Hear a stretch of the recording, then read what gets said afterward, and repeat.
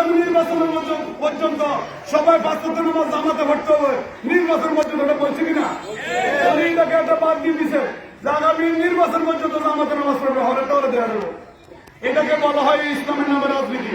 অনেকেই নির্বাচন আসলে আপনারা সুন্দর সুন্দর পাঞ্জাবি করেন, টুপি করেন, মসজিদে 5 ওয়াক্ত গিয়ে নামাজ পড়ার চেষ্টা করেন। এটা হচ্ছে ইসলামী রাজনীতি। মানুষদেরকে ইসলামের পোশাক পরে মানুষদেরকে আহ্বান করা। প্রিয় সর্বে গ্রামের আমার মা এবং বোনেরা, প্রিয় উপস্থিতি, আমরা জামাত ইসলামী বাংলাদেশ যেমনি ভাবে 5 ওয়াক্ত নামাজ পড়ে আল্লাহর নির্দেশ পালন করার জন্য, আমি হালাল রুজি করার জন্য আল্লাহর ভয়, আমি ভালো কাজ করি আল্লাহর ভয়ে, আমি ন্যায় নীতির কথা বলি আল্লাহর ভয়ে, ঠিক তেমনি ভাবে আমার রাজনীতিও হবে আল্লাহর ভয়ে। আল্লাহ যে রাজনীতির কথার জন্য কোরআনে ইঙ্গিত দিয়েছেন, আমাদেরকে সেই রাজনীতি করতে হবে।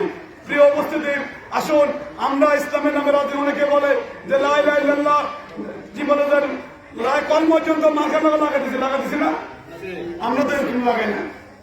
প্রিয় উপস্থিতি, আমি আপনাদের প্রতি ওটা আহ্বান রাখতে চাই, আমাদের নামে অনেক ধরনের অপবাদ আছে, কারণ যাদের নিজস্ব দলের কোনো আদর্শিক কোনো বক্তব্য নেই, যাদের উপরে নেতাদের কোনো প্রশংসা করার মতো কিছুই নাই, তারাই শুধু অন্য দলের বিরুদ্ধে কথা বলে। আমরা যদি আমাদের নেতা যিনি এমপি, যিনি কুমিল্লা নির্বাচনে জামাত ইসলামী এমপি মনোনয়ন নিয়েছেন ডক্টর সৈয়দ সালাউদ্দিন সিদ্দিকী, আমরা যদি তার একাডেমিক কোয়ালিটি নিয়ে কথা বলি এখানে আধা ঘন্টা বলতে পারবো।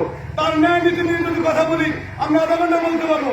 শেখ যা ব্যবসা বাণিজ্য করে, ন্যায় ইনসাফের ভিত্তিক ব্যবসা বাণিজ্য করে, আমরা ওনার আধা ঘন্টা বক্তব্য দিতে পারবো।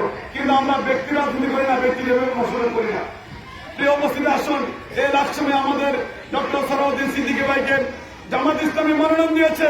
আগামী নির্বাচনে ন্যায় ইনসাফের প্রতীক, দায়ী পাল্লা প্রতীকে ভোট দিয়ে আমরা একটা দুর্নীতিমুক্ত